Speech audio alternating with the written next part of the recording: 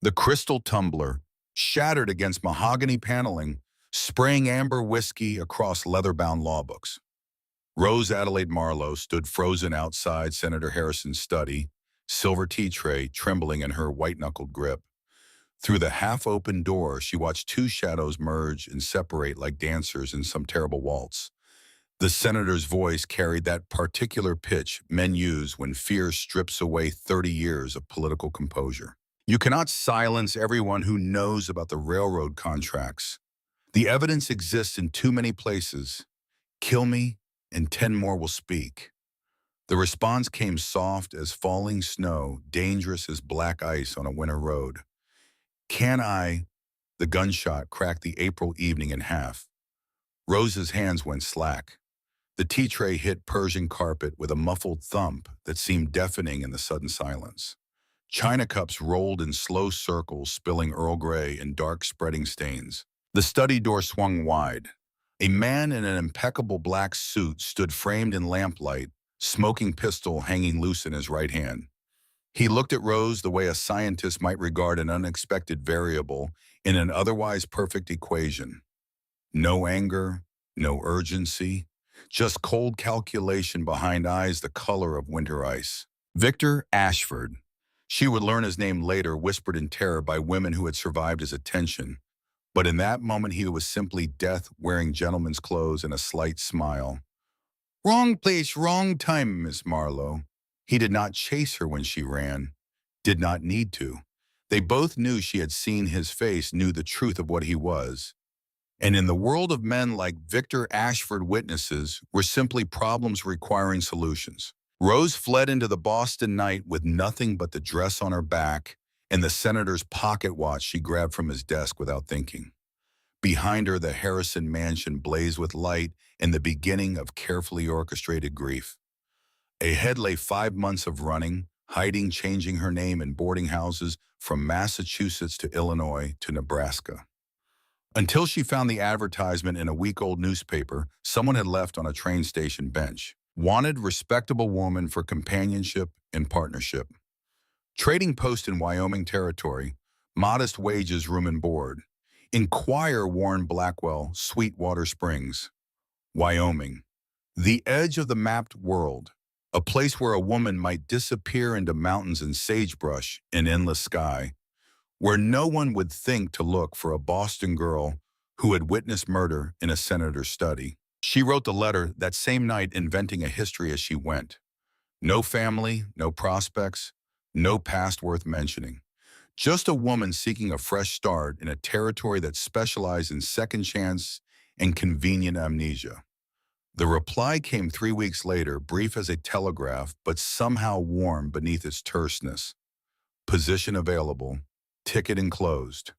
We look forward to meeting you. We. She had not noticed that word until the stagecoach was already rattling westward through territories that grew increasingly wild, increasingly distant from the civilized murder she had fled. October wind carried the smell of coming snow when the stage finally creaked to a stop in Sweetwater Springs, Wyoming. The town clung to the eastern slope of the Wind River Range like a tick to a dog's ear. 40 buildings, maybe 50 on generous count. Wood and canvas and desperate optimism, held together with bent nails and fool's hope. Rose stepped down onto hard-packed dirt travel dust thick on her navy wool dress. The dress had been fine, once befitting a senator's companion. Now it spoke of genteel poverty and hard miles. Her carpet bag held everything she owned. 2 changes of clothes, a hairbrush with missing bristles, the pocket watch wrapped in a silk scarf hidden beneath a false bottom she had sewn herself in a St. Louis boarding house. Evidence. The only physical proof that Senator Harrison's death was not the heart failure the newspapers reported. Engraved on the inside case the names of 12 other senators, 6 railroad executives, and a list of land parcels that would make certain men very rich if certain laws passed and certain people stayed silent. Miss Marlowe, the voice came from her left, deep, rough-edged as granite, shaped by wind and time. Rose turned and felt her prepared greeting die unspoken. The man stood well over 6 feet broad through the shoulders in the way of men who split wood and hauled water and worked every day until their bodies became implements. Dark hair touched with gray at the temples. A face that might have been handsome if not for the scar that ran from his left eyebrow into his hairline, pulling that eye slightly downward in a permanent expression of skepticism. He wore buckskin and homespun a Colt revolver riding easy on his right hip. Former lawman. Rose recognized the stance, the way his eyes tracked movement before settling on faces. The habit of men who had learned to read trouble before it arrived. I'm Warren Blackwell. He did not offer his hand. We appreciate you making the journey. We, there was that word again. There's two others, Warren continued as if reading her confusion. My partners. We run the trading post together. Movement drew her attention to the right. A second man emerged from between buildings, moving with the fluid silence of wolves at dusk. Younger than Warren by a few years, leaner, with shoulder-length dark hair and eyes that reflected light like an animal's in lamplight. He wore buckskin decorated with beadwork and patterns Rose did not recognize. A rifle rode across his back, and at least 3 knives were visible on his person. Not civilized. The thought arrived unbidden. This man had slipped the bonds of parlor manners and calling cards long ago, if he had ever worn them at all. Bridge Calloway, Warren said, though most just call him Ridge. Ridge nodded once, a minimal acknowledgement that conveyed neither welcome nor rejection. Simply recognition that she existed, that she had arrived, that she represented change to their established order. And the third, Rose kept her voice level, though unease crawled up her spine like frost patterns on winter glass. Footsteps on the wooden boardwalk announced the final member of this unlikely trio. A man in his early 30s, tall but not as tall as Warren, built like men who work with their hands but possess the patience for precise detail. Sandy hair, kind eyes, a face still young enough to smile without cynicism. Nash Denver at your service. This one did offer his hand. Welcome to Sweetwater Springs, Miss Marlowe. I hope the journey wasn't too terrible. His grip was warm, calloused, but gentle. Rose felt something in her chest unclench slightly. At least one of them possessed basic human courtesy. The journey was long, she said carefully, but I'm grateful for the opportunity. Warren exchanged glances with his partners. Some silent communication passed between them, refined by years of shared experience. Then he turned back to Rose, and she saw something soften in his scarred face. Trading Post is 15 miles north. We keep rooms in town, but the work is up mountain. That acceptable?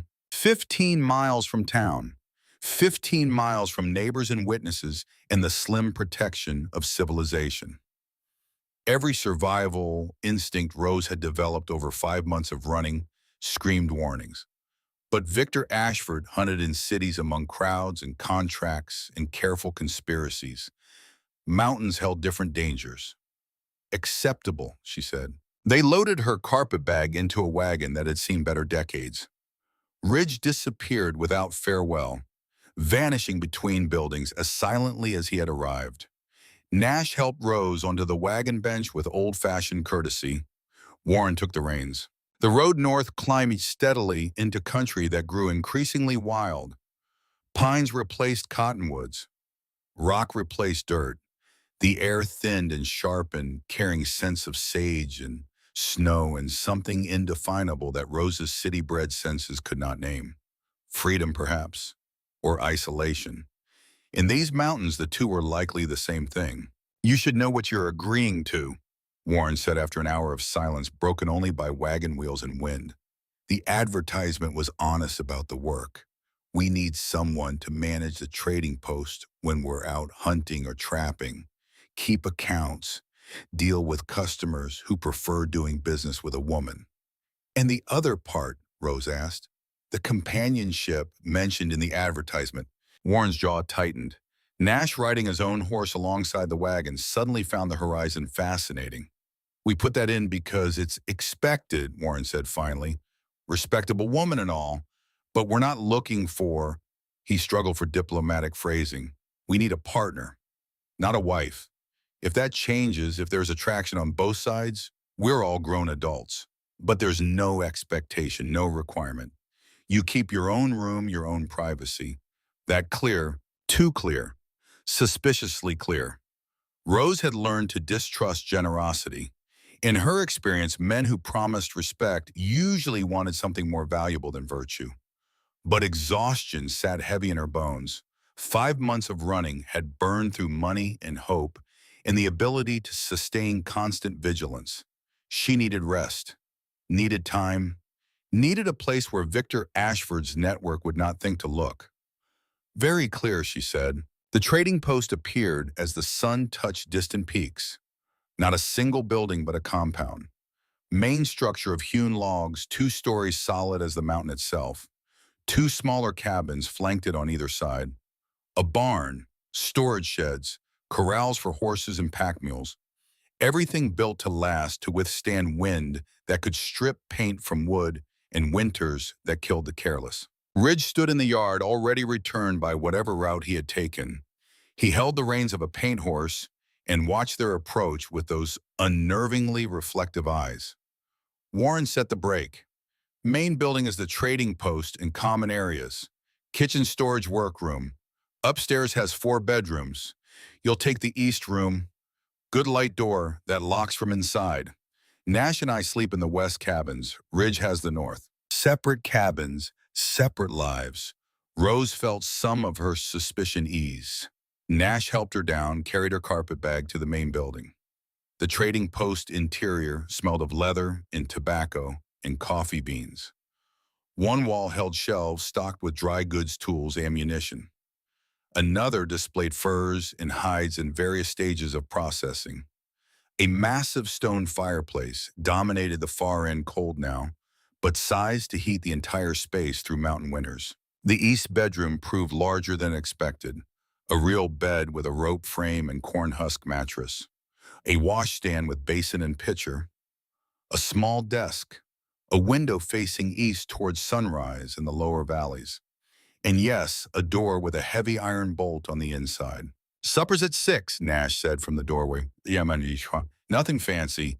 We take turns cooking, but fair warning, Warren can't make anything except coffee and charred meat. You're welcome to take over kitchen duties if you want. Or not. We've survived this long." He left before Rose could respond. She listened to his footsteps descend the stairs, followed by low voices in conversation too quiet to distinguish words. Alone, for the first time in days, Rose carefully unpacked her carpet bag. The false bottom yielded Senator Harrison's pocket watch. She held it in both hands, feeling its weight, its warmth from her body heat.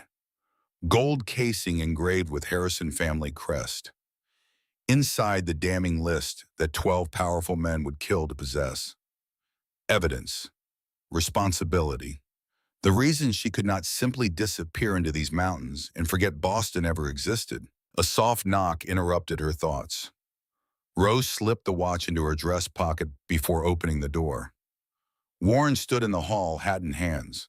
"I wanted to say, you ran from something. I can see it in how you move, how you check sight lines and exits. That's your business. But if trouble follows you here, that becomes our business. So I'm asking direct, are we likely to get unwanted visitors?" Rose's throat went dry. How much to tell? How much to risk? "I witnessed something I wasn't supposed to see," she said carefully. "Back east. The man responsible might look for me. Might not. I've been careful. Changed my name. Covered my trail." Warren studied her face with a lawman's intensity. "This man, he dangerous. Very. Lone, or does he have resources?" "Resources," Rose admitted. "Money, connections. He's not the kind who gets his own hands dirty if he can hire others." Warren nodded slowly, as if confirming something he had already suspected. "Then you picked the right place to hide. 15 miles is a long way in this country, and men from back east tend to underestimate mountain distances." He settled his hat back on his head. "You see trouble coming, you tell one of us. Anyone. We're not much for law out here, but we take care of our own." Our own. Rose felt something shift in her chest. A small crack in the armor she had built around her heart over 5 months of loneliness and fear. "Thank you," she whispered. Warren's scarred face softened into something almost like a smile. 6 o'clock. Don't be late. Ridge gets irritable when food waits. The days that followed settled into routine with surprising ease. Rose woke with sunrise, helped Nash prepare breakfast for 4. Warren disappeared on mysterious errands that involved the colt on his hip and returned with wanted posters and reports from town. Ridge vanished into wilderness for days at a time, returning with deer or elk, or once improbably a mountain lion pelt that would fetch good money from Eastern buyers. Nash remained the constant presence. He worked wood like other men worked clay, shaping and joining until furniture emerged from raw timber. He was building a new counter for the trading post, and Rose found herself watching his hands as he planed boards to impossible smoothness. "You have questions," Nash said without looking up from his work. "Been watching you not ask them for 3 days now." Rose started. She had thought herself subtle. "Why 3 of you?" she asked. "Warren, I understand. Former marshal, I'd guess. But you and Ridge are younger. You could have your own places." Nash's planes sang across wood grain. "Could, don't want to." He finally looked up, meeting her eyes. "I came west running from an arranged marriage. Rich Philadelphia family. Girl I'd never met. Wedding planned before I had a say. I was 22, stupid, terrified, so I ran." He returned to planning but continued talking. "Met Warren in Denver. He'd just quit marshal work. Disgusted with corruption, he said. We got drunk together, compared grievances about civilization. He mentioned heading into the mountains. I invited myself along. And Ridge found us, or we found him. Hard to say with Ridge. He'd been living half wild for years, trapping, trading with Shoshone bands. Warren offered to make it official. Partners, equal shares. He said yes in about 3 words total." Nash smiled. "Been 5 years. Feels like family now. The kind you choose instead of the kind you're born into." Family, the word settled warm in Rose's chest. She had lost her own family years ago, mother to consumption, father to debts and despair, and a bottle of laudanum that might have been accident or intention. The senator and his wife had been kind employers, but never family. "I understand running," she said quietly, "better than you might think." Nash's eyes met hers again, and understanding passed between them. They were both refugees from lives that had not fit, both seeking something in these mountains that civilization could not provide. That night at supper, Warren mentioned visitors expected the following day. Trappers coming down from high country with winter's take.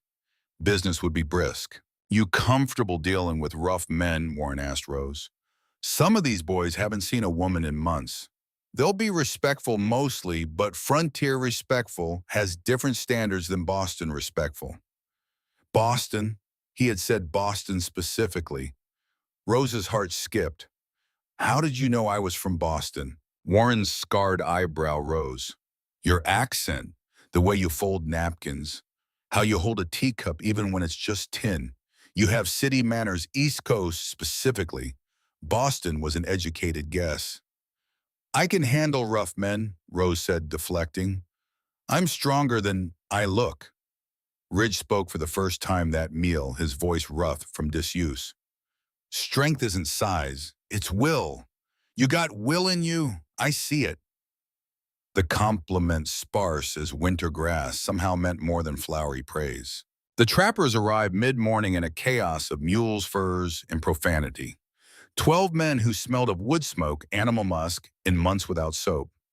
They crowded the trading post, turning the space into a bazaar of negotiation and barter. Rose found herself appraising pelts she could not have identified a week ago, calculating fair prices based on quality and a market demand. Warren had taught her the basics, but instinct filled the gaps. These men respected fair dealing more than charity.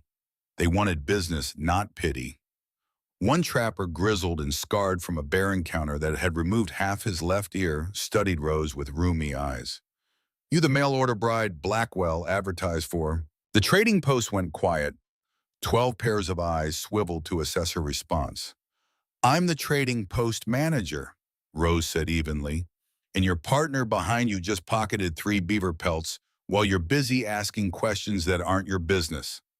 The trapper spun. Sure enough, a younger man stood frozen with pelts half tucked into his coat. Laughter erupted. The tension broke. "She'll do," the grizzled trapper said, grinning with the teeth he had left. "Smart and sharp-eyed. You did good." Blackwell, Warren leaning against the far wall with arms crossed, allowed himself a small smile. The trappers left at dusk, their mules loaded with supplies, their purses lighter, and their spirits higher from human contact and decent coffee.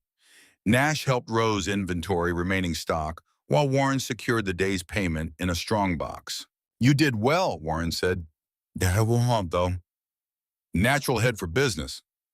"My father was a merchant," Rose replied without thinking, then froze. She had not meant to reveal even that small truth. But Warren just nodded, asking nothing more, respecting boundaries the way he respected the space between human settlements in wild country. That night, Rose could not sleep. Restlessness drove her downstairs to the trading post main room. She lit a single lamp and sat at the desk where they kept accounts, running fingers over neat columns of numbers that Nash had recorded in careful script. The front door opened without warning. Rose's hand flew to the desk drawer where Nash kept a loaded pistol. Ridge stood in the doorway, moonlight behind him. "Couldn't sleep neither," he said. "Want to see something." Against all better judgment, Rose followed him outside. Ridge led her up the mountain path behind the compound, climbing through pine forests that smelled of resin and earth. They emerged into a clearing where the world opened up. Valley below, mountains beyond. Sky above filled with more stars than Rose had known existed. The Milky Way spilled across darkness like cream poured from a pitcher, dense and glorious and utterly indifferent to human concerns. "Used to come here after my wife died," Ridge said quietly. "Shoshone woman. Met her when I was 22. Married by their customs. Had a baby coming." He paused. "She died birthing him. He died too. Both gone in one night." "I'm sorry," Rose whispered. "Long time ago. 7 years. But some holes don't fill." Ridge pointed at the sky. "She used to say stars are campfires of the dead. Ancestors watching. Making sure we don't get too lost." They stood in silence, watching those distant fires. "You're running from death," Ridge said finally. "I can smell it on you. Same smell I carried for years. You saw someone die. Someone who mattered." Rose's breath caught. "How did you know?" "Takes one to know one." Ridge turned to face her, his eyes reflecting starlight. "Whatever you saw, whoever you're running from, they'll come eventually. Death always does. Question is whether you're ready when it arrives." Fear and something dangerously close to hope warred in Rose's chest. "Are you asking if I can fight?" "Asking if you'll fight or if you'll run again." Ridge's expression remained neutral. "No judgment either way, but running gets tiresome. Trust me, I ran for 3 years before I figured out standing still takes more courage." They descended the mountain in silence.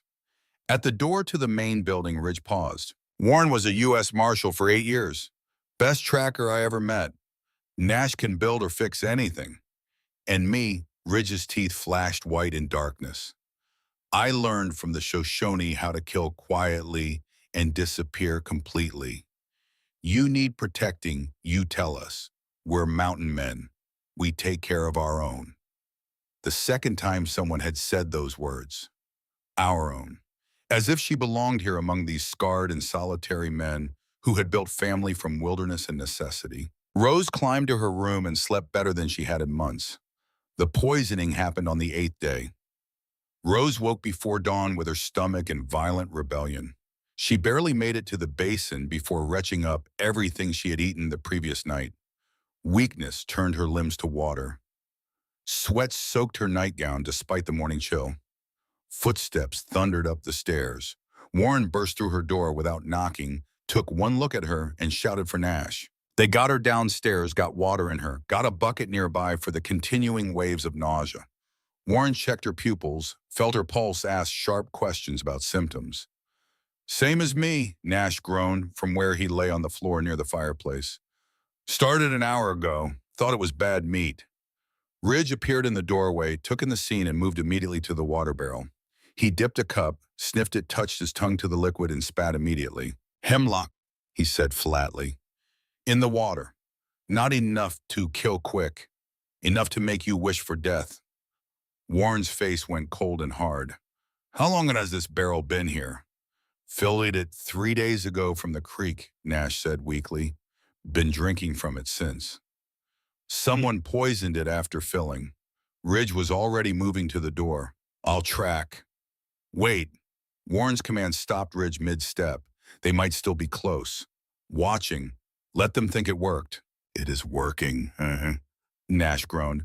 Warren ignored him, addressing Rose. The man you're running from.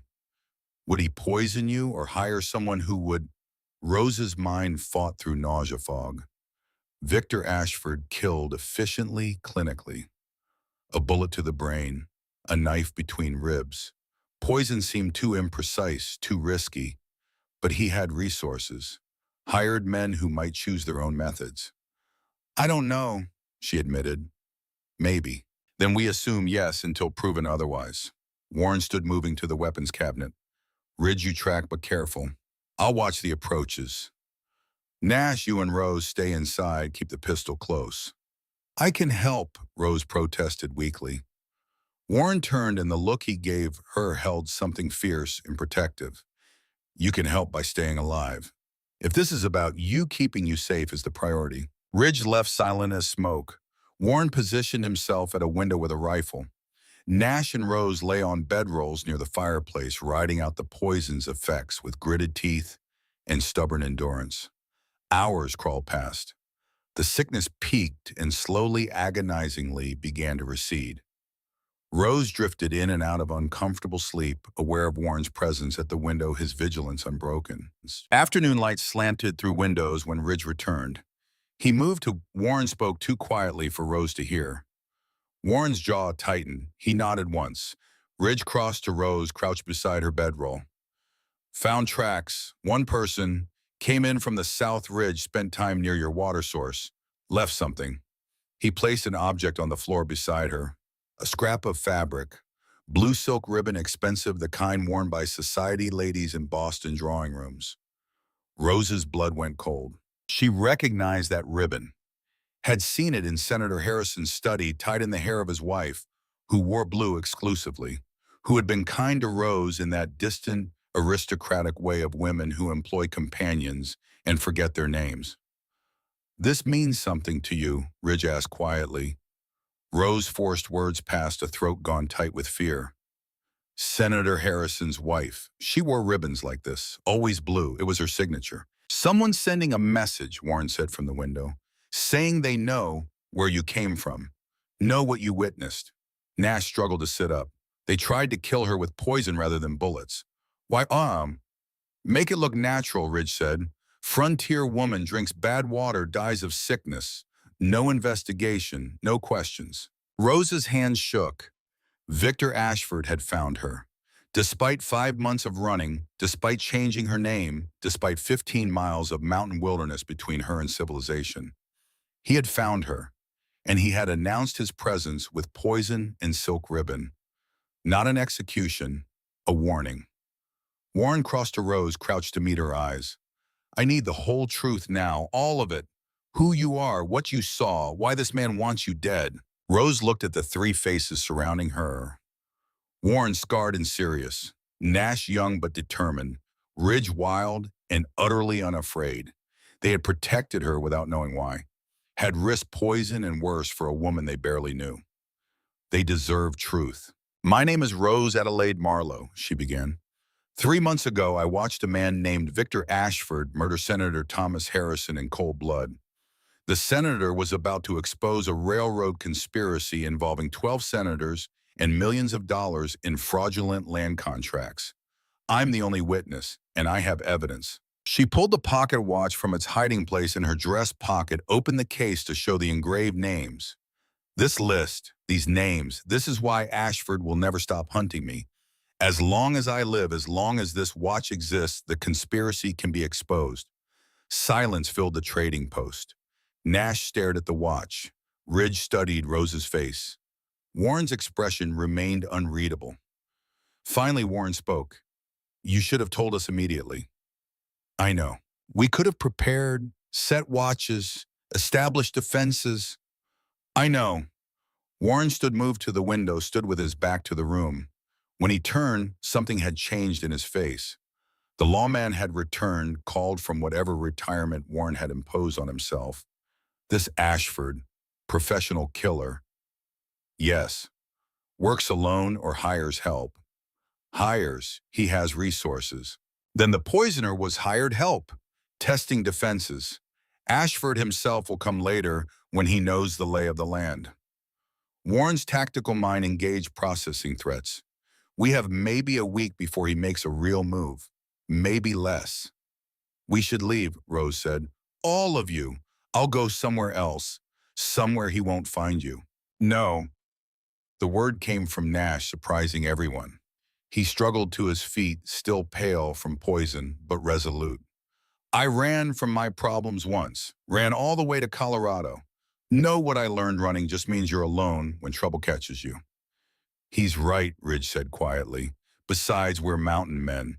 We know this territory. Ashford's hired help don't. Advantage is ours if we use it. Warren crossed to Rose, crouched again to her level. I was a U.S. Marshal for 8 years. Tracked killers through territory that would make these mountains look tame. I quit because I got tired of watching corruption win. Tired of knowing the law protected rich men while poor men hanged. He picked up the pocket watch, studied the names. This is evidence. Real evidence of real crimes. You hand this to the right people, you could bring down senators.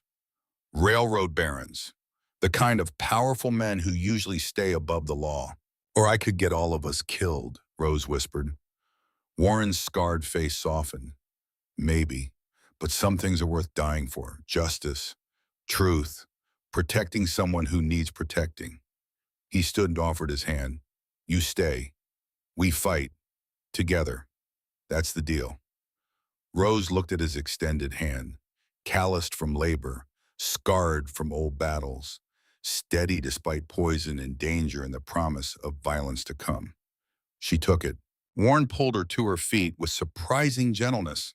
For a moment, they stood close enough that Rose could see the gray in his dark eyes, the old pain that lived behind his scarred expression. Then Warren did something entirely unexpected. He cupped her face in both hands and kissed her. Not gentle, not tentative. A kiss that claimed and promised and warned all at once. When he pulled back, Rose's knees had forgotten their function. That was inappropriate, Warren said, though he did not sound remotely apologetic. Given circumstances and power dynamics and the fact you're vulnerable, but I wanted you to know, in case I defending you, I wanted you to know I find you brave, admirable, worth protecting for reasons that have nothing to do with justice. Rose touched her lips, still feeling the pressure of his mouth. That was definitely inappropriate. Agreed. Warren stepped back, professional distance reasserting itself. Won't happen again unless you initiate. You have my word. Our word, Nash added quietly. Ridge just watched with those reflective eyes, but Rose saw understanding there. Acceptance. Night fell over the mountain trading post. Warren set watches 2-hour rotations. Nash checked and loaded every weapon they owned.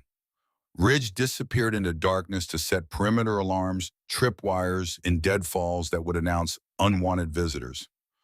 Rose sat by the fireplace, Senator Harrison's pocket watch warm in her palm. 5 months she had run.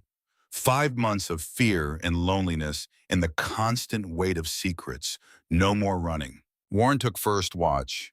Rose found him at the window facing south, rifle across his knees, eyes scanning darkness.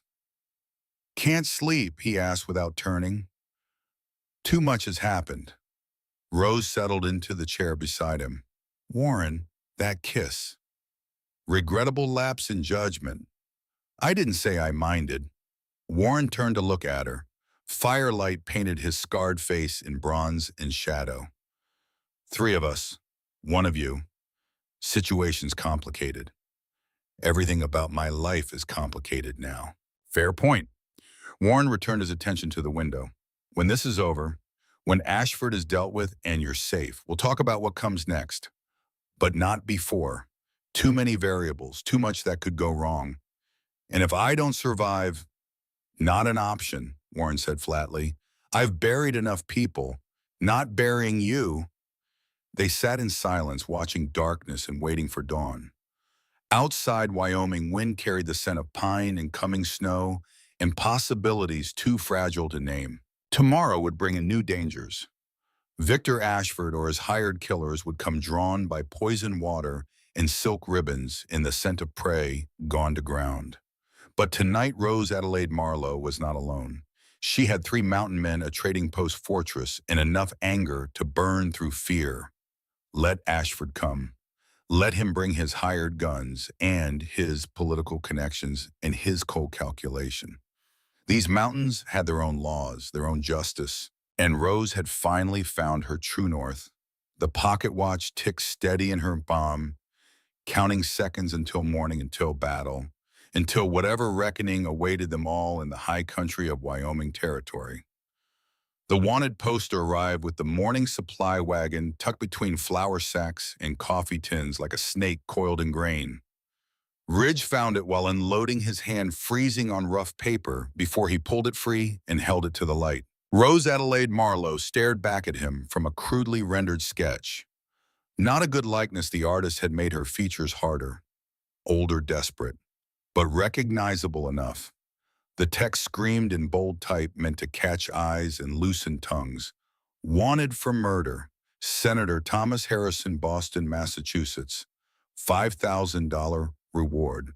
Fugitive considered armed and dangerous. Contact nearest U.S. Marshal or Territorial Authority. Ridge read it twice, his jaw tightening with each word. Then he carried it inside where Warren and Nash were inventorying last week's trades. We have a problem, Ridge said, laying the poster on the counter. Warren picked it up, studied it with the careful attention he gave everything involving law and consequence. His scarred eyebrow rose. Nash moved to read over his shoulder, his young face going pale. That's Rose, Nash whispered. They're calling her a murderer. Fake, Warren said immediately. He pulled the poster closer, examining details. Look at the print quality, amateur work, wrong font for official federal documents. And the seal here. He tapped a smudged impression at the bottom. U.S. Marshal's Office uses a different seal. This is forged. Why forge a wanted poster, Nash asked. Warren's expression went grim. To make killing her legal. Bounty hunters don't ask questions. They see $5,000 and a federal seal, they'll bring her in dead rather than risk the trouble of transporting a live fugitive. Ridge crossed to the window, scanning the approach roads with hunter's eyes. How many of these you think are circulating? Enough! Warren set the poster down like it might bite. Ashford's smart. He's not coming himself yet. He's putting out bait, seeing who takes it, testing our defenses with expendable assets. The poisoner was test number 1, Nash said. This is test number 2. And when those fail, he'll come himself. Ridge turned from the window. Question is when. The door to the upstairs opened. Rose descended, still pale from yesterday's poisoning, but moving with determined strength. She wore one of Nash's old shirts tucked into her travel skirt, practical clothes for mountain work. Her dark hair was pulled back, severe and simple. She saw their faces, saw the poster on the counter, and understood immediately. He's escalating. She said quietly, moving to examine the wanted notice. Her hands trembled slightly as she picked it up. Making me a criminal, making it legal to hunt me. It's fake, Warren said. Any lawman worth his badge would see through it in minutes. But bounty hunters won't look that close. Rose's voice stayed level despite fear. $5,000 is more money than most men see in 5 years. They'll come. Let them, Ridge said with dangerous calm. Mountains got plenty of places to bury mistakes. Warren shot him a warning look. We're not becoming killers because Ashford wants to play game. We're already killers, Ridge replied flatly. War made you one. Survival made me one. Difference is we killed for reasons that mattered. This matters. Nash cleared his throat. Maybe we should hear what Rose thinks. It's her life we're discussing. Three sets of eyes turned to her. Rose set the poster down, her mind working through options like she had worked through ledgers back in Boston when the senator needed financial analysis. The poster is a test, she said slowly. Ashford wants to see if I run. If I panic and flee to another town, another territory, that would prove I'm alone, vulnerable, easy to track. And if you stay, Warren asked, then he knows I have protection, resources, which means he'll bring more men, better men. He'll stop testing and start executing. Rose met Warren in his eyes. Either way, he's forcing my hand, making me choose between running forever or making a stand here. Silence settled over the trading post, heavy with unspoken calculations. Finally, Rose spoke again. I need to tell you everything. The full truth, because you deserve to know what you're risking your lives for. They gathered around the counter. Rose withdrew Senator Harrison's pocket watch from her dress pocket, opened it to reveal the engraved names. Senator Harrison wasn't just a politician.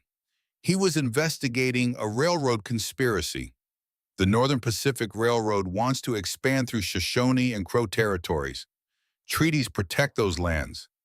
But if certain senators vote to void those treaties and certain judges rule in the railroad's favor, millions of acres become available for purchase. At prices far below market value, Warren said, following the logic. Let me guess, the same senators and judges stand to profit from railroad stock they secretly own. Exactly, Rose pointed to the names inside the watch case. 12 senators, 6 judges, 4 railroad executives, all part of the same conspiracy. Senator Harrison discovered the scheme. He was going to expose it publicly. So they killed him, Nash said quietly. Victor Ashford killed him, but Ashford is just the weapon. These men. Rose tapped the watch. They're the ones who pulled the trigger, and they'll destroy anyone who threatens to expose them. Ridge leaned closer, studying the names. Some of these men, they're powerful, not just rich, connected to Washington, to the military, to territorial governors, which is why I can't just go to local law. Rose's voice carried bitter understanding. Half the lawmen in Wyoming probably take money from the railroad, and the ones who don't lack jurisdiction over federal crimes. Warren straightened his expression, thoughtful. But a U.S. Marshal would have jurisdiction, the right marshal, one who hasn't been bought. You know someone, Nash asked. Maybe. Warren moved to a locked drawer beneath the counter, withdrew a stack of old correspondence. He sorted through letters until he found what he wanted. Samuel Cross, served with me in Kansas. Good man, honest. Last I heard, he was working out of Denver. If anyone would take this seriously, it's Cross. Can you trust him? Rose asked. Warren met her eyes from bums. With my life, and more importantly, with yours. Hope flickered in Rose's chest, fragile as a candle flame in wind. You think he'd help? I think he'd investigate. And if the evidence is solid, he'd pursue it regardless of how powerful the conspirators are. Warren carefully refolded the letters. Question is how to get the watch to him safely. Any telegraph we send could be intercepted. Any letter could be opened. We need to deliver it in person. That's a 5-day ride to Denver, Nash said. Maybe 6 this time of year. I'll go, Ridge offered immediately. No, Warren shook his head. You're the best tracker. We need you here watching approaches. I'll go. You're the best shot and the only one with real tactical training, Rose argued. If Ashford comes while you're gone, Nash and Ridge will need your experience. Then Nash goes, Warren decided. I'm the worst rider, Nash protested. I'd take 8 days and probably get lost twice. Rose drew a breath. I'll go. Absolutely not, all 3 men said simultaneously. Listen, Rose raised her voice over their objections. I'm the witness. I can testify to what I saw. The watch means nothing without my testimony, and Ashford expects me to either run or hide. He won't expect me to ride straight toward federal law. Because it's insane, Warren said flatly. You'd be exposed, vulnerable. Every bounty hunter between here and Denver would be looking for a woman matching your description. Then I won't match my description. Rose's mind raced ahead planning. Cut my hair, dress like a mom, take back roads. I've survived 5 months of running. I can survive 5 more days. Ridge studied her with those unnervingly sharp eyes. She's right. It's crazy enough it might work. Absolutely not, Warren repeated, but there was less certainty in his voice. Nash moved to Rose's side. What if she doesn't go alone? What if I go with her? Two riders, one obviously male. No one's looking for a pair. Warren's jaw worked as he processed this. Rose could see him calculating odds, weighing risks, fighting every protective instinct against cold tactical reality. You'd need to leave tomorrow, he said finally, before more bounty hunters arrive. Travel fast and quiet. Avoid towns. Nash, you know the route. Well enough. Ridge and I hold the post. Make it look occupied and defended. Draw attention here while you two slip south. Warren turned to Rose, his scarred face grave. This is the worst plan I've heard in 10 years, but it's also the only plan that has a chance of working. Then we do it, Rose said. Warren crossed to her in 3 strides, caught her face between his hands with surprising gentleness. You come back. Both of you. That's not a request. He kissed her, then fierce and brief, a promise and a prayer wrapped in a single moment. When he pulled back, Nash was looking politely elsewhere, and Ridge was smiling faintly. I'll start packing supplies, Nash said. The rest of the day passed in focused preparation. Nash sorted through gear, selecting the lightest, most essential items. Bedrolls, jerky, coffee, ammunition. A spare revolver for Rose. Ridge scouted southern approaches, identifying the safest routes and marking them on a hand-drawn map. Warren took Rose into the barn and taught her to shoot properly. Not the basic instruction he had given before, but real training, how to clear jams, how to reload under pressure, how to aim center mass and accept what pulling the trigger meant. You hesitate, you die, Warren said, watching her fire at targets. Ashford's men won't give you second chances. You understand. Rose's hand shook slightly, but her aim stayed true. I understand. Do you? Warren moved behind her, adjusting her stance. His hands on her shoulders were warm, solid. Taking a life changes you, even when it's necessary, even when it's them or you. It leaves marks that don't show but never fade. You speak from experience. 8 years as a marshal. I killed 14 men. Remember every face, every name when I knew them, every nightmare they left behind. His breath stirred her hair. I don't want that for you. Rose lowered the pistol, turned in his arms. What do you want from me? Warren's gray eyes held storms and possibilities. Safety, happiness, a life where you don't have to know how to kill, but we don't get what we want. We get what we fight for. He kissed her again, slower this time, thorough and deliberate. Rose felt something fundamental shift in her chest. This was not the panicked attraction of survival or the desperate clutching of the drowning. This was choice, clear-eyed recognition of what Warren offered and what it would cost them both. When they separated, Rose's voice came out husky. What about Nash and Ridge? You're not the only one who looks at me like I matter. I know. Warren's honesty cut clean and sharp. Nash has feelings. Ridge does too, though he'd bite off his tongue before admitting it. And I have no claim on you beyond what you choose to give.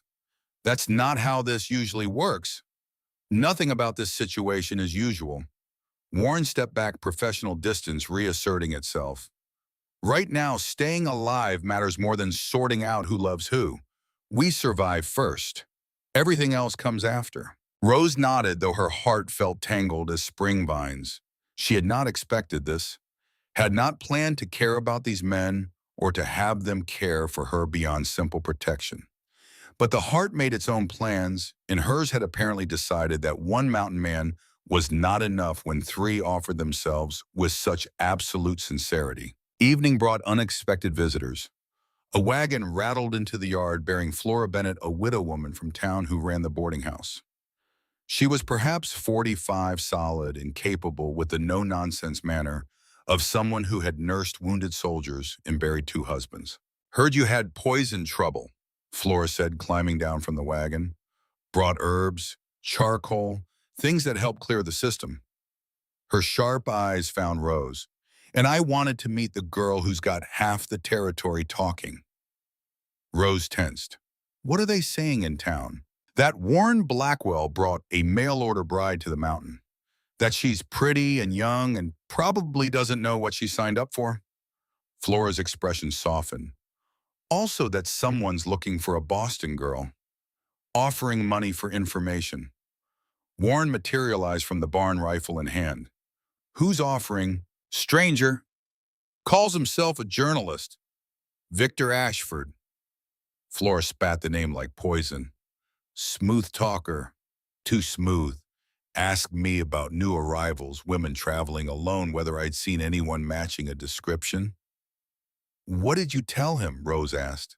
Told him I mind my own business and suggested he do the same. Flora crossed her arms. But he's not the only one asking. Two others came through yesterday. Rough types, bounty hunters unless I miss my guess. Ridge emerged from shadows. They still in town. Left this morning, headed north into the mountains. Flora's eyes narrowed. You're expecting trouble. Trouble's already here, Warren said. Question is how much and how soon. Flora studied each of them in turn, her gaze lingering on Rose. This girl worth dying for. Yes, Warren said without hesitation. Then you'll need help. Flora returned to her wagon, pulled out a heavy medical bag. I was an Army nurse, tended wounded after Shiloh, Antietam, Gettysburg. I know bullet wounds and blade cuts and what keeps men alive when they should be dead. You fight, you'll need someone who can patch you up after. We can't ask you to risk yourself, Rose protested. Didn't ask, I'm offering. Flora's voice carried iron underneath. I've buried enough good people killed by bad men. If you're making a stand against corruption and murder, I want to help. Nash appeared from the barn. There's a cave system about 2 miles east. Hidden entrance. Big enough to hide a dozen people.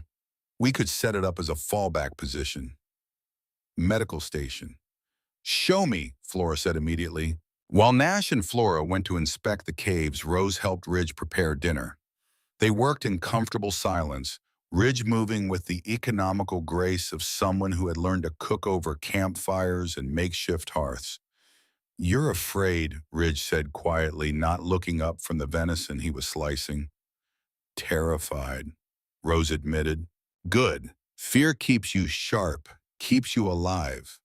Ridge finally met her eyes. My wife wasn't afraid enough. I told her to stay at the camp while I hunted. She didn't listen. Wandered off collecting herbs, ran into a grizzly. Rose's hand stilled. I thought she died in childbirth. She did, but the grizzly mauled her first. She survived that. Baby didn't survive the stress. Labor came early. Both gone by morning. Ridge's voice stayed level, but pain lived beneath the words. I learned that day. Fear is a gift. It tells you when to fight and when to run. Which should I do? You're already doing it. Standing when you should run. Running when you should stand. That's courage. Doing the wrong thing at the right time for the right reasons. Before Rose could respond, Warren and Flora returned from inspecting the caves. Flora looked satisfied. It'll work, she announced. Good water source. Defensible entrance. Room for wounded and supplies. I'll start moving medical equipment tomorrow. Tomorrow, Rose and Nash ride for Denver, Warren said. Ridge and I stay here. Make it look like business as usual. Anyone watching will think Rose is still here. Smart, Flora approved. How long until they reach the marshal? 5 days if weather holds, 6 if it doesn't. And Ashford's timeline, Warren's expression went grim. Unknown. But if he's already sent bounty hunters north, he's not far behind. We might have a week before he makes his real move. Maybe less. That night, Rose lay awake in her room, watching moonlight paint patterns on rough walls. Tomorrow she would leave this place that had become unexpectedly safe, would ride toward danger with Nash beside her, carrying evidence that could destroy powerful men or get her killed. A soft knock interrupted her thoughts. She opened the door to find Nash standing in the hallway holding something wrapped in cloth. "Made you something," he said quietly, "for the journey." Rose unwrapped the cloth to reveal a wooden box beautifully crafted from cherry wood. The lid bore an intricate carving of a rose, each petal distinct and perfect. Inside, velvet lining protected a hidden compartment. "For the watch," Nash explained. "If anyone searches your bags, they'll find the box. But the compartment." He pressed a hidden catch. The bottom lifted to reveal a second, deeper space. "That stays invisible unless you know where to look." Rose traced the carved rose with one finger. "This is beautiful." "You're beautiful." Nash's voice carried quiet intensity. "And brave, and worth every risk we're taking." He kissed her, then different from Warren's fierce claiming. Nash kissed like he built things. Carefully, precisely, with attention to detail and genuine artistry. Rose felt herself melting into it, into him, into the promise of gentleness in a world gone violent. When they separated, Nash rested his forehead against hers. "Come back safe. We'll figure out the rest after." The rest being you, me, Tripe, Warren, Ridge, whatever shape that takes. Nash smiled faintly. "I ran from an arranged marriage because I wanted choice. Now I'm choosing you. However, you'll have me."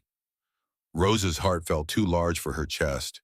"You're willing to share, rather share you with men I trust than lose you completely." After Nash left, Rose lay awake for hours more, turning the wooden box over in her hands. 3 men who wanted her, who protected her, who offered love in different languages but with equal sincerity. She had come to this mountain running from death, had found instead a complicated, impossible, perfect family built from broken pieces and desperate hope. And tomorrow she would risk it all to bring a killer to justice. Dawn came cold and clear. Rose dressed in men's clothes Nash had altered to fit her. Trousers, shirt, coat. Ridge cut her hair with his hunting knife, surprisingly gentle, as he trimmed dark curls to collar length. In the mirror, a stranger stared back. Not quite male, but ambiguous enough to pass in poor light or at distance. Warren gave her a Colt revolver and a Winchester rifle. "You remember what I taught you. Aim center mass. Don't hesitate. Accept the consequences. Good girl." He pulled her close, kissed her hard. 5 days. Then you come home." Ridge pressed something into her palm, a small, carved wooden wolf. "Shoshone protection charm. Keep it close." "I don't believe in charms." "Then believe in me. I'll be watching the back trail. Anything follows you, I'll know." Nash brought the horses around, 2 sturdy mountain ponies built for endurance rather than speed. Saddlebags packed with supplies, bedrolls secured, weapons within easy reach. Rose mounted, settling into the saddle with new competence earned through hard practice. From this height, she could see the trading post compound, the main building, the flanking cabins, the corral and barn, a fortress built by broken men who had found purpose in each other. Her fortress now, her men, her family worth fighting for. "Ready?" Nash asked from beside her. Rose touched the wooden wolf in her pocket, felt Senator Harrison's watch secure in its hidden compartment, remembered Warren's kiss and Ridge's quiet faith and Nash's careful craftsmanship. Ready. They rode south as the sun climbed over mountains that held secrets and shelter in equal measure. Behind them, Warren and Ridge stood watching until distance made them shadows. Ahead lay 5 days of writing federal law and the slim hope that justice still existed somewhere in this vast and violent territory. Rose did not look back.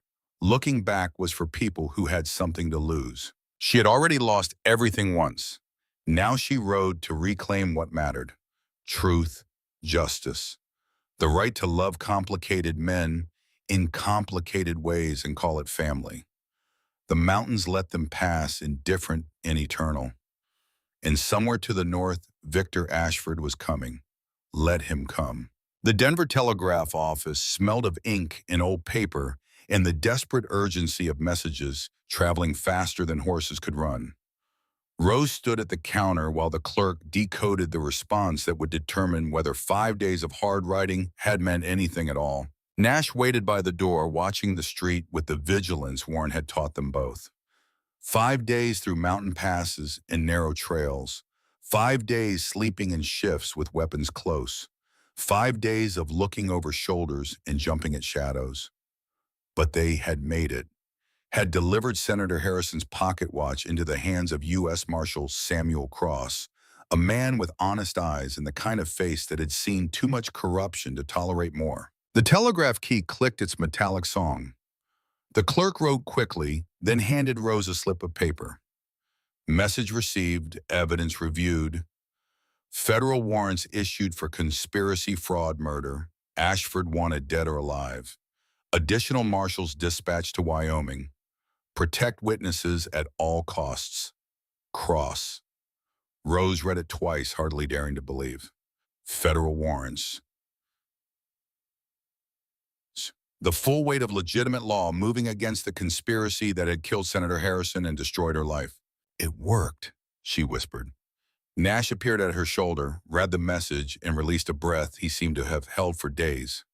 How long until the marshals reached the trading post? 3 days minimum, Rose said. Probably 4 given the weather. They both understood what that meant. Warren and Ridge had been holding the post alone for 5 days already. If Ashford had moved against them, if the avalanche plan had failed, if anything had gone wrong. We ride back, Nash said. Now, fast as the horses can manage. They bought fresh mounts with the last of their money and turned north toward home. Toward 2 men who might be alive or dead. Toward a reckoning that had been building since the moment Rose witnessed murder in a Boston study. The ride back took 4 days instead of 5, pushing hard through terrain that wanted to kill the careless. They reached the trading post approach on the 4th evening as the sun bled red across western peaks. Smoke rose from the chimney, a good sign. The dead did not need warmth. But as they drew closer, Rose saw the changes. Fresh earthworks, barricades constructed from logs and stone. The barn doors reinforced with iron plating. The compound had transformed from trading post to fortress while they were gone. Warren emerged from the main building as they rode into the yard, rifle in hand. Relief flooded his scarred face when he recognized them. You made it back. He pulled Rose from her horse before she had fully dismounted, held her hard enough that breathing became difficult. Christ, I thought. We're fine. Rose pulled back enough to see his face. Cross received the evidence. Federal warrants issued. Marshals are coming. When? 3 or 4 days. Warren's expression went grim. Might not have 3 days. He released Rose, turned to Nash. Ashford's here. Arrived 2 days ago with 15 men. They're camped 5 miles north waiting for something. Waiting for what? Nash asked. For Rose to return. Ridge's voice came from the barn shadows. He materialized like smoke given form, moving with that unnerving silence. Ashford's smart. He knows she left. Knows she went somewhere important. He's waiting to see if she comes back before he makes his move. Flora Bennett appeared from the main building, medical bag in hand. We've been preparing. The cave system is stocked and ready. Escape routes mapped. Defensive positions established. Her eyes found Rose. Did you get what you needed? Federal warrants for Ashford and the conspirators, Rose confirmed. U.S. Marshals en route. Then we just need to survive until they arrive. Flora's voice carried the calm of someone who had tended dying men and refused to accept defeat. How long? 3 days minimum. Ashford won't wait 3 days, Warren said. Not now that Rose is back. He'll move tonight or tomorrow's at latest. They gathered in the trading post as night fell, spreading Ridge's hand-drawn map across the counter. Warren had marked enemy positions, approach routes, defensive strong points. The plan he outlined was simple, brutal, and dependent on timing that left no room for error. The mountain slope above us is unstable, Warren explained, pointing to elevation marks. Heavy snow this year. Warm days lately. Ridge says the whole face is ready to slide. We just need to give it a push. Nash studied the map. You're talking about triggering an avalanche. Controlled avalanche, Warren corrected. We place charges here, here, and here. He indicated 3 points. Create a kill zone in this valley section. Lure Ashford's men into position, then bury them. And if the avalanche doesn't stay controlled, Rose asked, if it comes down on the trading post, then we evacuate to the caves and rebuild later. Warren's voice stayed level. But we've calculated the angles. The slide should flow north and east away from our position. Should, Rose repeated. That's not certainty. Nothing about this is certain. Ridge tapped the map. But it's our best advantage. Ashford's men are hired guns from low country. They don't know mountains, don't respect what snow and stone can do. We use that ignorance against them. Flora crossed her arms. You're planning to kill 15 men with an avalanche. That's mass execution, not self-defense. They're coming to kill us, Warren said flatly. Ashford made that clear. We can fight them straight up and probably lose, or we use terrain and tactics and stack odds in our favor. I prefer stacking odds. Rose touched the wooden wolf charm in her pocket, feeling its familiar shape. 3 days until federal marshals arrived with legitimate authority and legal protection. 3 days that might as well be 3 years if Ashford moved first. We do it, she said quietly, whatever it takes to survive. Warren's hand found hers beneath the table, squeezed once. Promise and prayer wrapped in calloused warmth. They spent the night in preparation. Nash rigged explosive charges with the precision he brought to woodworking, measuring powder and fuse lengths with exacting care. Ridge scouted approach routes, setting trip lines and noise traps that would announce unwanted visitors. Warren drilled them on defensive positions and retreat signals until everyone could execute the plan half asleep. Flora established her medical station in the caves, organizing supplies with military efficiency. Bandages, laudanum, surgical tools that gleamed cold in lamplight. She caught Rose watching and offered a grim smile. Hope we don't need any of this, but hope's a poor strategy. Rose helped organize supplies, grateful for work that occupied hands and mind. But fear coiled in her stomach like winter snakes. Tomorrow or the day after, violence would come to this mountain. Men would die, and she would be the reason. Not your fault, Nash said from beside her. He had moved so quietly she had not heard his approach. Ashford made his choices. The conspirators made theirs. You're just the witness who refuses to stay silent. People are going to die because I won't run. People already died. Senator Harrison, the other mail-order brides Ashford murdered. Nash's voice carried quiet conviction.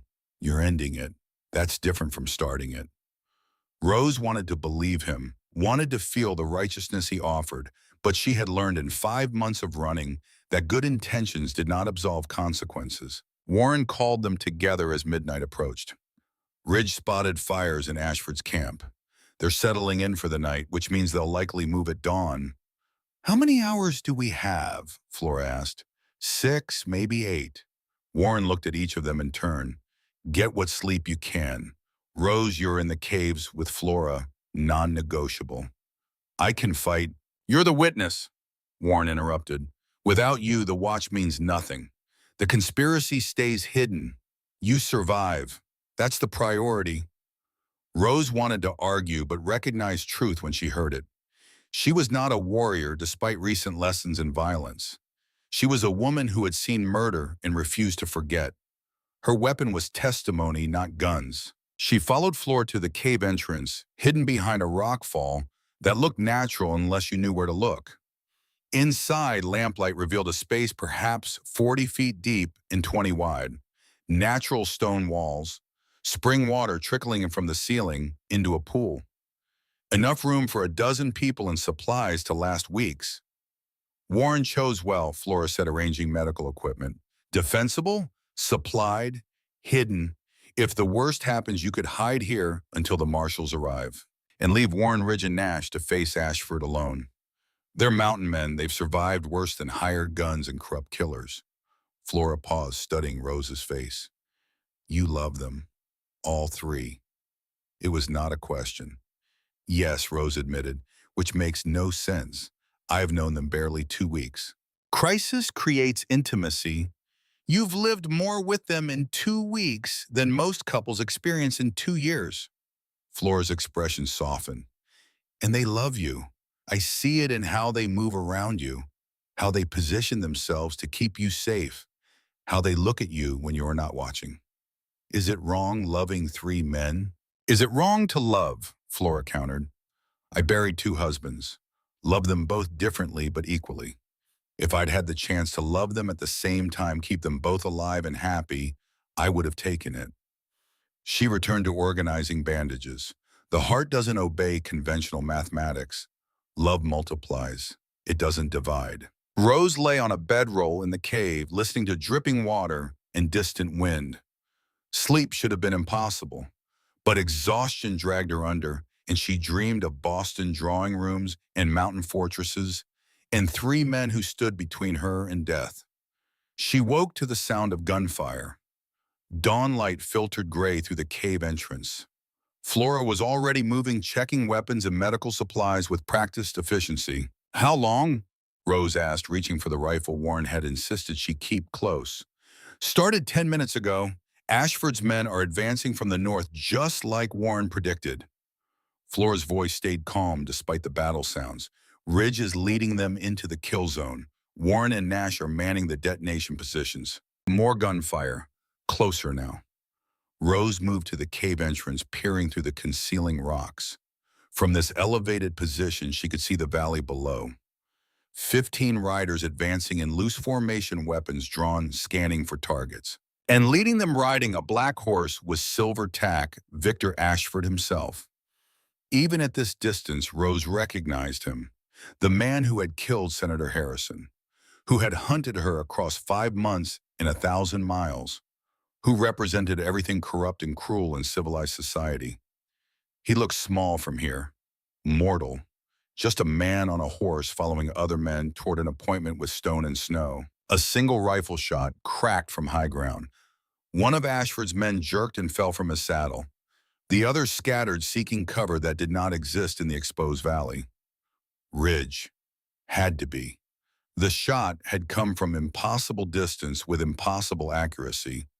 Return fire peppered the rocks where the shot originated, but Ridge was already gone, moving to the next position, drawing the enemy deeper into the valley, deeper into the kill zone. Ashford shouted orders Rose could not hear. His men regrouped, advanced more cautiously. They were professionals despite their rough appearance, moved with tactical discipline that spoke of military training. Another shot, another rider down. Ashford's formation tightened, but they kept advancing, committed now, too deep to retreat without exposing themselves to sustained fire. Rose's hands tightened on her rifle. From her position, she had a clear shot at several riders, could put bullets into them before they knew where the fire originated. But Warren's words echoed, "You're the witness. You survive." Movement on the eastern ridge drew her attention. Nash positioned at the first detonation point, concealed behind rocks, with the primer cord in his hands.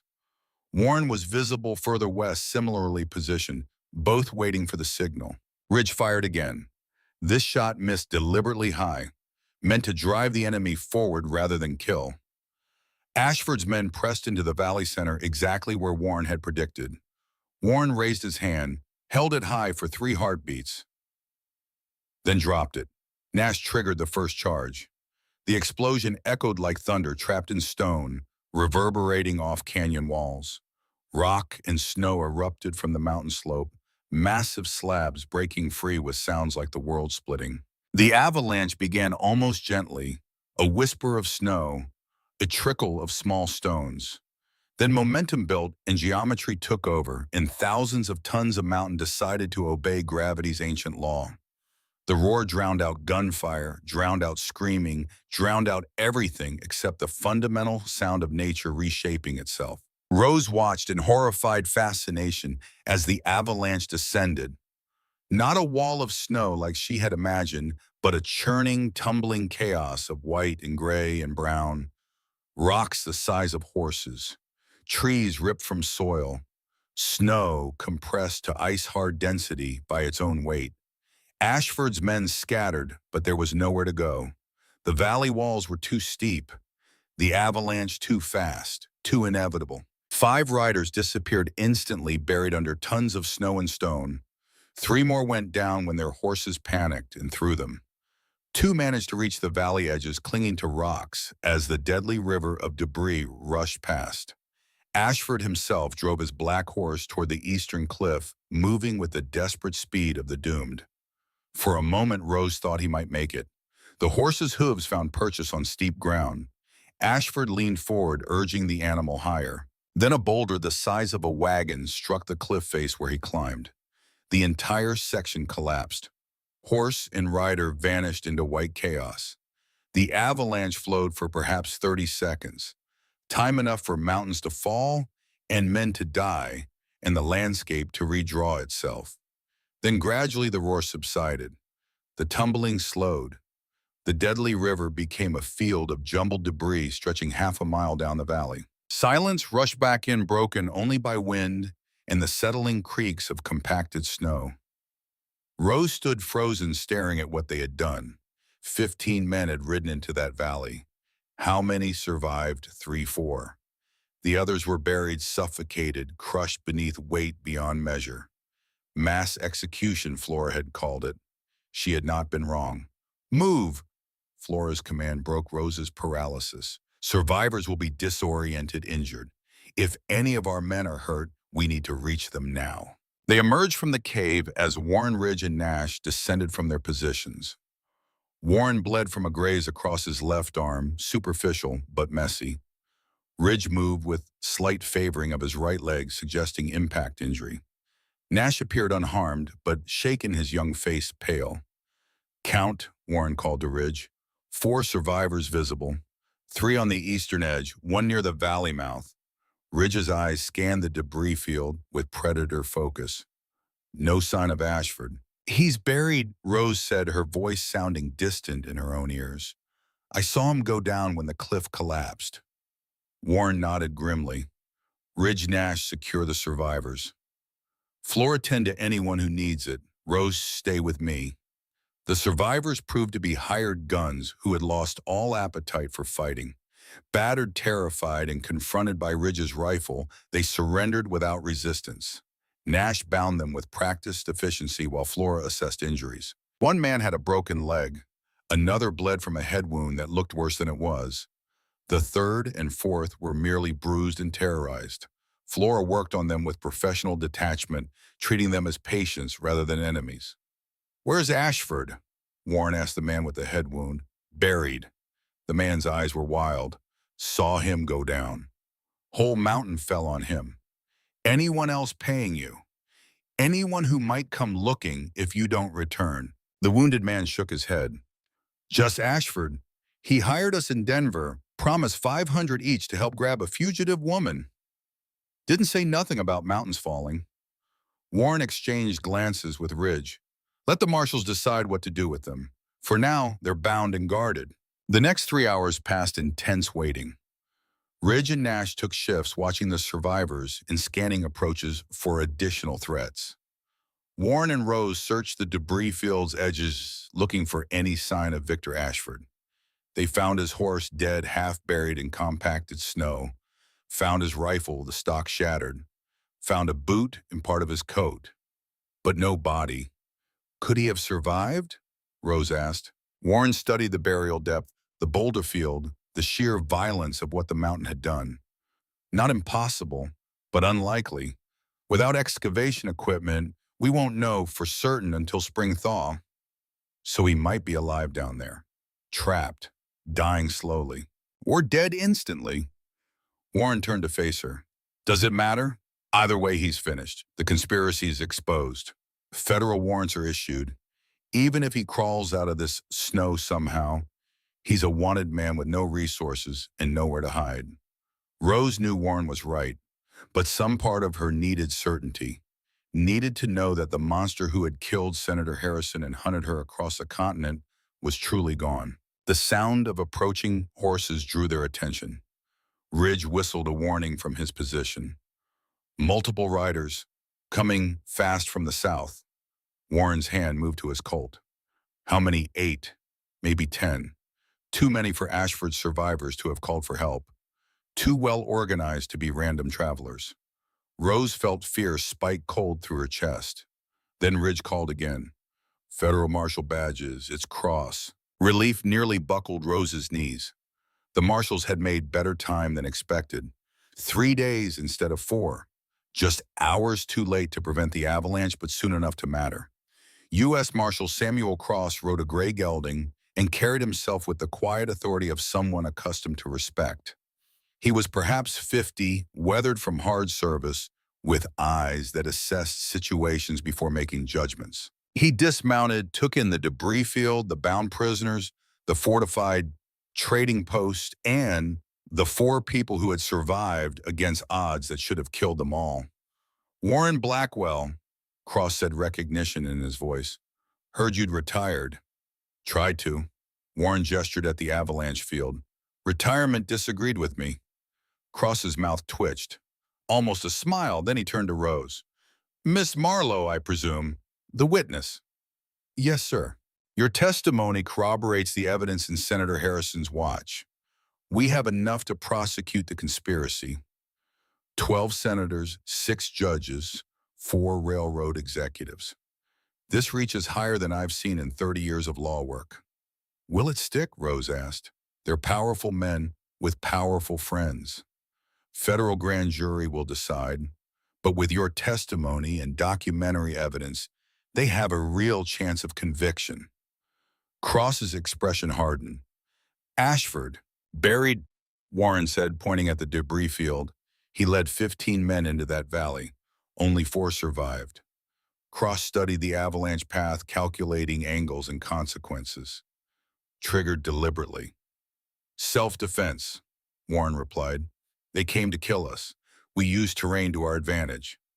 Cleverly, Cross turned to his deputies. Secure the prisoners.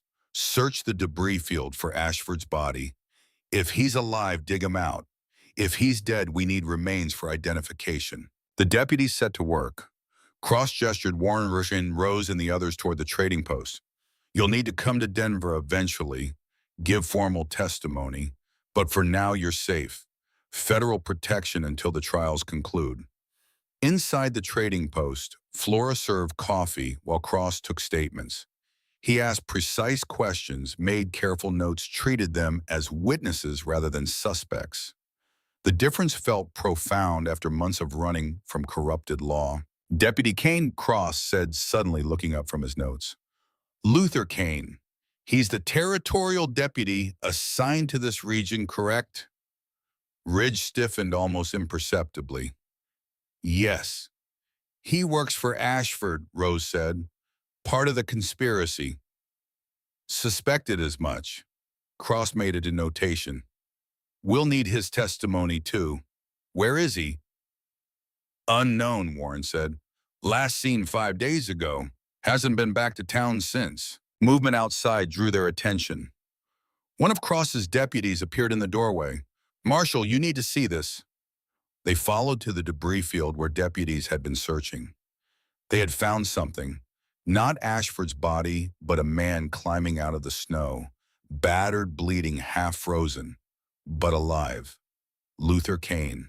He collapsed as they reached him, exhaustion and cold stealing what strength remained. Flora immediately assessed him, checking for injuries that might kill before questions could be asked. Broken ribs, possible concussion, severe hypothermia. She looked at Cross. He needs warmth and rest before you interrogate him. They carried Kane to the trading post. Flora wrapped him in blankets and forced hot broth down his throat, while the man shivered violently enough to shake the chair where he sat. Ridge watched from across the room, his face carefully neutral. But Rose saw the tension in his shoulders, the way his hands flexed near his knives. Brother facing brother across a divide measured in choices and consequences. Finally, Kane's shivering subsided enough for speech. Ashford, he managed. He's alive, trapped under snow, about 200 yards north of where we found the horse. Kane's eyes found Ridge. I tried to dig him out, spent all night trying, but the snow, too much, too heavy. Why save him? Ridge asked, his voice rough. He pay you that well. didn't save him. Kane's laugh was bitter. Left him there. Rode here to tell you where he's buried so you can make sure he dies slow. Figured I owed you that much, brother. Silence settled heavy as mountain snow. Cross looked between Ridge and Kane, understanding dawning. You're related. Orphanage split us, Ridge said flatly. 20 years ago, Luther went to a rich family. I went to the streets.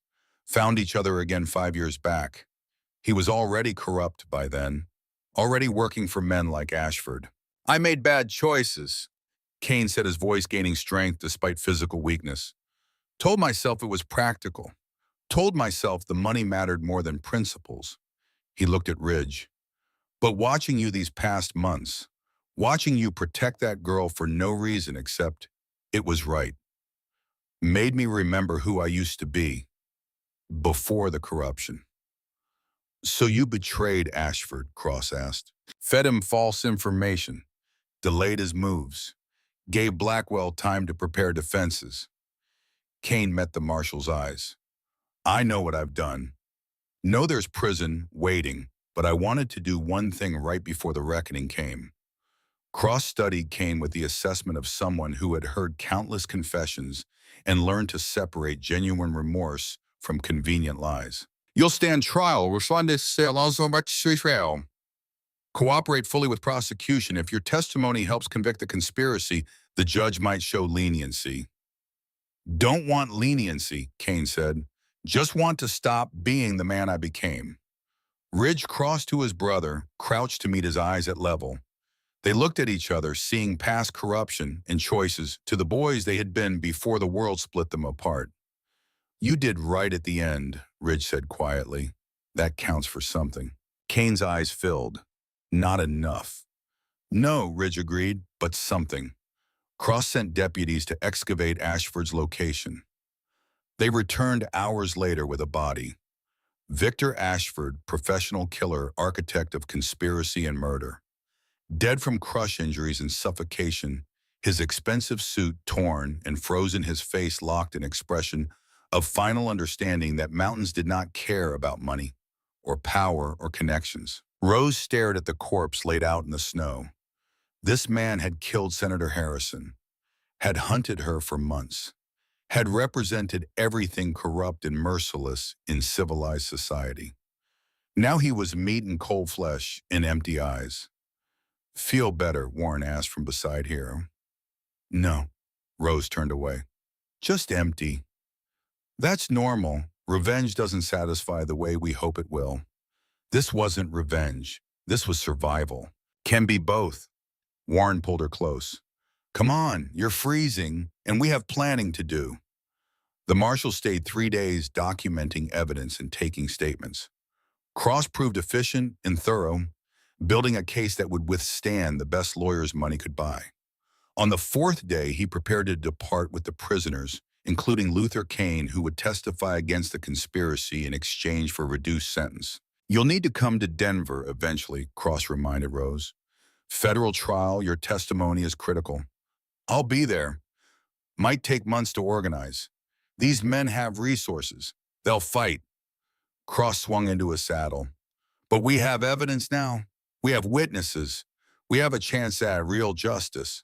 They watched the marshals ride south, taking with them the physical remnants of Victor Ashford's conspiracy, taking Luther Kane toward whatever redemption prison and testimony might offer, taking the burden of proof and prosecution away from 4 people who had held it too long.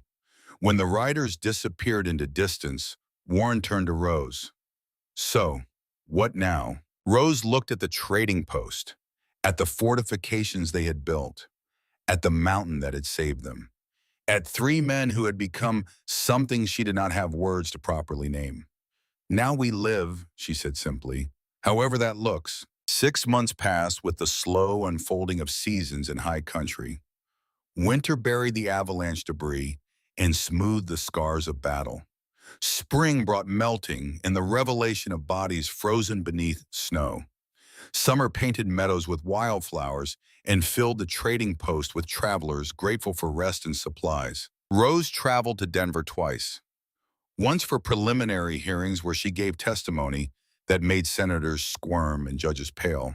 Once for the trial itself, where 12 men in expensive suits heard how they had conspired to steal land and murder anyone who threatened their schemes. The jury deliberated 4 days, returned guilty verdicts on all counts. The sentences ranged from 10 years to life, justice imperfect but real. Through it all, Warren, Ridge, and Nash remained her anchors. They took turns accompanying her to Denver, ensuring she was never alone, never vulnerable. The rest of the time, they ran the trading post and lived together in an arrangement that defied conventional labels. Flora approved. "Family is who you choose," she said. "The law can classify you however it wants.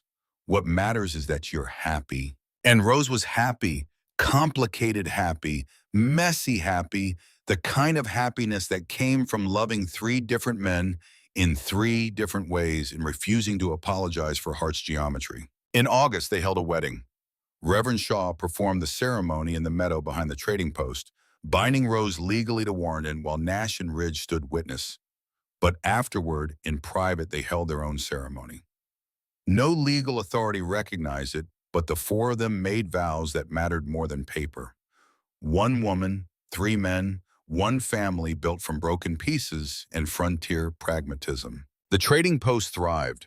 Word spread that Warren Blackwell's place offered fair prices, honest scales, and help for women fleeing bad situations. Mail-order brides who arrived in Wyoming and found their situations intolerable knew they could reach the mountain and find shelter. Rose managed the accounts, dealt with customers, and taught reading to children from surrounding homesteads. Nash built furniture that sold for premium prices in Denver markets. Ridge trapped and hunted, keeping them supplied through harsh winters. Warren maintained order, his former martial authority lending weight to the informal justice they dispensed. In November, Rose realized she was pregnant. The realization came slowly. Missed monthly courses, morning nausea, tenderness in her breasts. Flora confirmed it with clinical examination and warm smile. "About 3 months along. You'll show soon." Rose placed a hand on her still flat stomach, feeling the profound shift this represented. A child growing inside her, evidence of love made manifest. The question everyone wondered but no one asked: which man was the father? Blood relation could be determined by appearance eventually, but Rose decided that it did not matter. The child would have three fathers who loved it, three different men who would teach different lessons and model different strengths. She told them that evening after dinner. Warren, Ridge, and Nash sitting around the table drinking coffee and discussing plans for winter supply runs. "I'm pregnant," Rose said into a pause in conversation. The silence that followed held weight and wonder. Warren spoke first. "How far along?" "3 months." "Are you well? Is Flora concerned about anything?" "I'm healthy. The baby's healthy. Everything is progressing normally." Nash's face split in a grin so wide it looked painful. "A baby. We're having a baby." Ridge's expression remained neutral, but Rose saw moisture gleam in his eyes. For a man who had lost wife and child in one terrible night, this news carried particular meaning. "Which of us?" Warren began, then stopped. "Doesn't matter." "Does it?" "No," Rose said. "It doesn't." Winter came hard and early. Snow buried the trading post for weeks at a time. But inside, warmth and anticipation built like pressure in a kettle. They prepared a nursery in the main building. Nash built a cradle from cherry wood carving, protective symbols Ridge taught him from Shoshone tradition. Warren acquired baby clothes from Denver suppliers, soft cotton and wool dyed in gentle colors. Flora visited weekly, checking Rose's health and offering the blunt, practical advice of someone who had delivered dozens of frontier babies. In late January, labor began. Rose woke to contractions that felt like her body preparing to tear itself apart. Flora arrived within the hour, summoned by Ridge, who had ridden through night snow to fetch her. "Men outside," Flora ordered Warren, Nash, and Ridge. "You'll just be underfoot and anxious." They retreated, though Warren looked like he wanted to argue. The labor lasted 18 hours, long enough for Rose to curse every man who had ever lived, including the three pacing outside her door. Long enough to understand why women feared this process. Long enough to wonder if she would survive to meet the child demanding entry to the world. But Flora's hand stayed steady and her voice remained calm, and finally the pressure peaked and broke, and a baby slid into waiting blankets. "Girl," Flora announced, "healthy lungs." The baby's cry cut through winter's silence. Strong, demanding, alive. Flora cleaned and wrapped the infant, then placed her in Rose's arms. Tiny face, dark hair, eyes that would declare their color in coming weeks. "She's perfect," Rose whispered. "She is," Flora agreed. "And here comes her sister." Rose's head snapped up. "What? Twins? Didn't I mention?" Flora's smile was wicked. "Thought you knew." The second baby arrived 20 minutes later. Another girl slightly smaller but equally vigorous. Flora worked efficiently, delivering placentas, checking for complications, ensuring both babies and mother were stable. When she was satisfied, she opened the door. "Fathers," she called, "come meet your daughters." Warren, Ridge, and Nash crowded into the room. Three large men moving with exaggerated care around fragile new life. Rose held the twins, one in each arm. "Hope," she said, indicating the firstborn, and Grace, gesturing to the second. "Hope and Grace," Warren repeated, his scarred face soft with wonder. "For the future we're building," Rose explained, "and the mercy that brought us here." Ridge crouched beside the bed, studying the babies with fierce attention. "They're beautiful, like their mother." Nash touched one tiny hand with his calloused finger. The baby gripped it with surprising strength. "Strong, too." "They'll need to be," Rose said, "growing up in this family." Warren sat carefully on the bed edge. "The question everyone will ask." "Doesn't matter," Rose interrupted. "They have three fathers. That's the truth that counts." And it was the truth. Biology might declare one man's contribution, but love and commitment and presence would define fatherhood in ways deeper than blood. The weeks that followed proved chaotic and exhausting and filled with joy so profound it felt dangerous. Babies demanded feeding every few hours, demanded changing and cleaning and constant vigilance, demanded more energy than any one person possessed. But Rose had three partners who rotated shifts, learning to change diapers and warm milk and walk fussy infants through mountain nights. She watched Warren, former U.S. Marshal, singing lullabies in his rough voice, watched Ridge, wild mountain man, cradling tiny Grace with extraordinary gentleness, watched Nash, craftsman and builder, rocking hope and murmuring nonsense that made her coo. Flora visited often, checking health and offering advice. She watched the unconventional family with satisfaction. "Told you love multiplies," she said to Rose during one visit. "Those girls have more love surrounding them than most children see in lifetimes." Spring arrived, slowly melting snow and revealing the world beneath. The trading post reopened for business. Travelers came through, saw the babies, and spread word that the Blackwell Callaway Denver household had expanded. Some disapproved, whispered about impropriety and unconventional arrangements, but most shrugged and accepted frontier pragmatism. In a territory where survival required cooperation and rigid social rules meant death, people learned to accommodate variations. Rose stood on the trading post porch one April evening, Hope and Grace sleeping in the cradle Nash had built. The sun painted mountains in gold and crimson. Wind carried scent of pine and distant flowers. Warren joined her, slipping an arm around her waist. "Thinking, remembering," Rose said. "A year ago I was running, terrified, alone, convinced I'd never be safe again. And now I'm home." Ridge appeared from the barn, moving with that silent grace that still sometimes startled her. Nash emerged from his workshop, sawdust in his hair and a smile on his young face. Her men, her family, her complicated, impossible, perfect life, built from murder and conspiracy and the stubborn refusal to accept defeat. The twins stirred in their cradle. Rose lifted Grace while Warren took Hope. Ridge and Nash crowded close, forming a protective circle around the newest members of their unconventional family. 4 adults, 2 babies, 1 trading post in the high country of Wyoming Territory. The world would classify them however it wanted, would approve or disapprove according to conventions and customs. But those judgments meant nothing against the fundamental truth they had created. Love multiplied, family chose itself. Justice, however, delayed eventually arrived. And sometimes broken people found each other in broken places and built something whole from the fragments they carried. Rose looked at her daughters, at her men, at the mountains that had sheltered them all. "Welcome home," she whispered to the babies. "Welcome to the family we made." And in the distance, Wyoming wilderness stretched eternal and indifferent and absolutely perfect in its harsh beauty, holding secrets and sheltering souls, offering second chances to those brave enough to claim them. The Blackwell, Calloway, Denver Marlowe family had survived murder and conspiracy and avalanche justice. Now they would thrive, together.